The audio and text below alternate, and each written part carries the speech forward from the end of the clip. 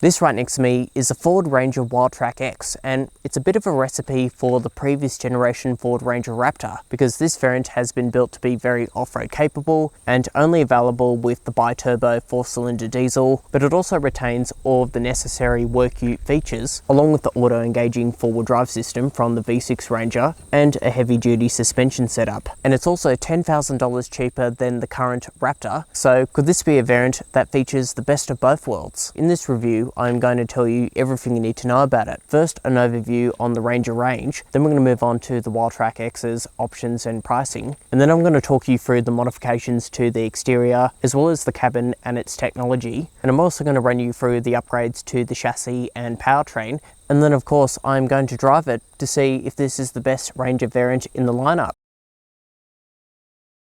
Let's start the video talking about a brief overview about the Ranger range. So pricing starts from just over $37,000 for the base model, and in regards to the Wildtrak X, it is a limited edition Ranger and it is priced from just under 76,000 Australian dollars, and this is built specifically for off-road driving, so that means it is a direct competitor to the Toyota Hilux GR Sport. And in regards to options, there are 5 colours to choose from.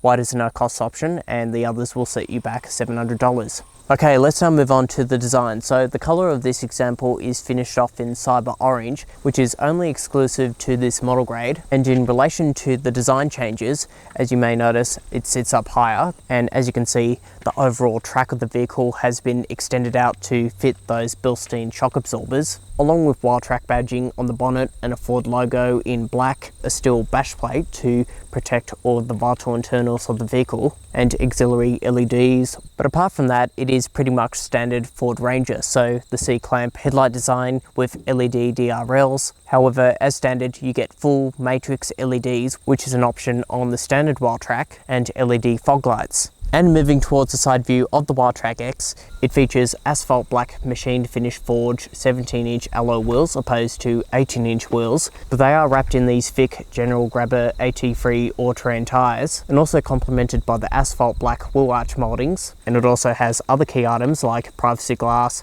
chunky roof rails, and cast aluminium side steps. And you've also got Ford's rear box step that makes it easier climbing into the trays. In addition to that, the Wildtrak X also includes Ford's new flexible rack system, which is also a standard fitted feature on the Platinum, and they can also lock into multiple positions along the tub in conjunction with those folding roof racks. And if we move towards the rear design of the Ford Ranger Wildtrak X, it features full LED tail lights at the back, along with blacked out Wildtrak X badging and a blacked out Ford badge. And you've also got a Ranger logo embedded into the tailgate and these plastic side steps with these lights, a spare wheel underneath the tray, and lastly, the Wildtrak X features a towing kit as standard. So the interior inside the Wildtrak X, it is very similar to the standard Wildtrak, so you still get the portrait style screen. However, you do get the larger digital instrument cluster and the overhead auxiliary switch bank, which is optional on the standard Wildtrak. And lastly, a 10-speaker B&O sound system. And in relation to its touch points on the top surfaces of the dashboard, that is hard plastic along with the lower sections, but these padded sections here are finished off in micro suede. On the surface, you get this accented leather material, and along the sides is nice and soft, even where you rest your elbow. And the center console is also soft to the touch, and towards the center, this durable hard plastic. And there is also a leather wrapped steering wheel with Cyber Orange stitching, and it offers both manual, tilt, and reach adjustment. And for the driver and passenger seat, they both have 8-way electric adjustment with lumbar support, and the seats themselves are also finished off in accented leather and also complemented by the micro suede inserts and the Cyber Orange stitching. And both the front row seats can also be heated. And if we move on to technology, it all runs off this portrait style 12.3-inch touchscreen, and using the system it is pretty straightforward. This is the main menu, and it does have the ability to receive software updates, and to operate the system you can either use the physical knobs and dials down here or the steering wheel buttons. And in relation to its key features, it has FM, AM and DAB radio, along with inbuilt satellite navigation with 3D mapping, and there is also an app where you can sketch drawings and write messages. And if we move on to smartphone mirroring, it has wireless Apple CarPlay and Android Auto. And this is what Apple CarPlay looks like. So as you can see, it does not take up the full screen, but overall pretty responsive to use. And in relation to safety, it has a 360-degree camera with multiple views and angles you can select from, including your gutter views. And it also has front and rear parking sensors and an automatic parking assist. And in relation to driving aids, you have blind spot monitoring on the wing mirrors, adaptive cruise control, lane keeping assistant, pre-collision assist, traffic sign recognition, along with a lane centering assistant where this car has the ability to steer itself within its lane. And down the bottom here is your drive mode selector and four-wheel drive controls. So first I'll show you the drive modes. You have normal, eco, tow, slippery, mud, sand, and rock and crawl. And if I press this button here, as you can see, it brings up a dedicated off-road menu. And this is where you are going to find functions for the center diff lock, hill descent control, a pitch and roll setup, or you can just have plain parking sensors. And if we go into the settings and hit zone lighting, as you can see, you can project lighting around the exterior at night, which is pretty useful. And in addition to the Wildtrak X, it also features trail turn assist. And instead of an 8-inch display in front of me, it now features a 12.3-inch digital instrument cluster opposed to the 8-inch screen. And not only the layout is slightly configurable, you can also change what you want to see in the center, such as some additional off-road modes, fuel consumption, your assistance menu. And there is also a dedicated trailer menu where you have inbuilt cameras. And you can also perform things like a trailer light check. And on the dashboard, an integrated brake towing controller. And lastly, moving on to storage. So we'll start at the center. You have a wireless phone charging pad along with a USB-C and a USB-A port. And along here, you have a cutaway section big enough for another mobile phone. And towards the center, two small cup holders. And you've also got decent center storage that goes down pretty deep, along with the 12-volt socket. And on the doors, decent door bin pockets that could also fit a liter of water. There are also some grab handles on the A-pillars, sunglasses holder up the top here. And on either side of the dashboard, you have dual cup holders that pop out, along with a section towards the center here. And finally, a dual glove box setup, and overall pretty spacious. Let's now move on to the back seats inside the Ford Ranger. So I have this front seat set in my driving position.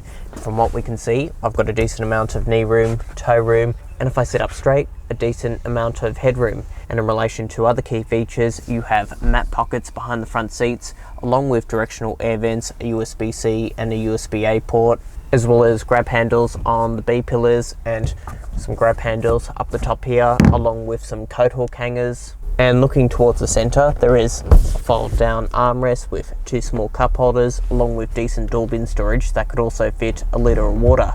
You could also lift this bottom section up, and that reveals two additional storage slots, and this section here folds down so you have a flat load bay, and it's also where you would find the spare jack. And lastly, for baby seats, these two outboard seats are ISOFIX compatible, and right behind me there are two top tether points. Let's now move on to the tray. So as standard, you get an electric roller shutter that you can remotely operate with the key fob or with the button inside the cabin. And you've also got the ability to open and close it using Siri integration as well. Now, in regards to the tray itself, the tailgate, it is very light. However, you don't get a shock absorber like what is featured on the Ranger Platinum, but you do get a plastic bed liner as standard. And overall, it is a wide opening. There are also plenty of accessories like a button in there for the roller shutter, LED lighting, some additional tie down points, along with a 12-volt socket.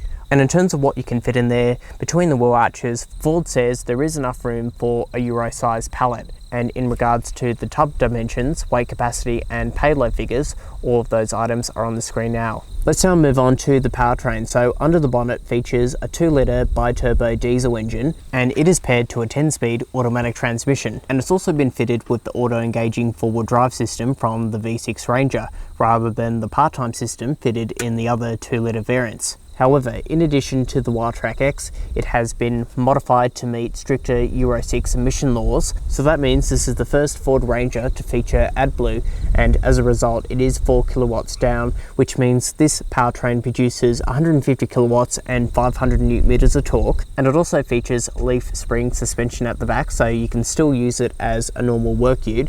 However, in regards to the performance upgrades, it features Bilstein shock absorbers. So how does the Wildtrak X perform at lower speeds? Well, first impressions with this 2-litre bi-turbo, it's pretty punchy at lower speeds, but at higher speeds it can puff out a little bit. But if you were to drive this around the city or even in an urban environment, the engine itself makes the car feel lighter, a little bit more nimble. It can feel underpowered when you are overtaking at higher speeds, but if you do a lot of urban driving, city driving, I think this engine performs better than the V6 because it feels lighter overall, a little less front nose heavy, and it makes the car a lot more nimble through the corners. It's got a good turning circle, the steering has a nice weight to it, and for a dual cab ute, this is the best car in the segment in terms of ride capability. The Bilstein shock absorbers do make a difference. The ride comfort has improved compared with the standard Wildtrak. In relation to fuel consumption, Ford claims this can achieve 8.4 litres per 100, whereas I've achieved on a combined cycle of city driving, freeway driving, 9.6 litres per 100, which is still pretty good, but it's not that far off from the V6 variant, so I think that is because the engine has to work a bit harder. I did mention that this felt underpowered, but if you are specifically using it for off-road driving, it is perfect. And it's also quite sporty to drive on this surface. So if you want a dual cab ute that you can still use as a work vehicle, that is also very off-road capable and a bit of fun to drive, well, this is the variant to go for.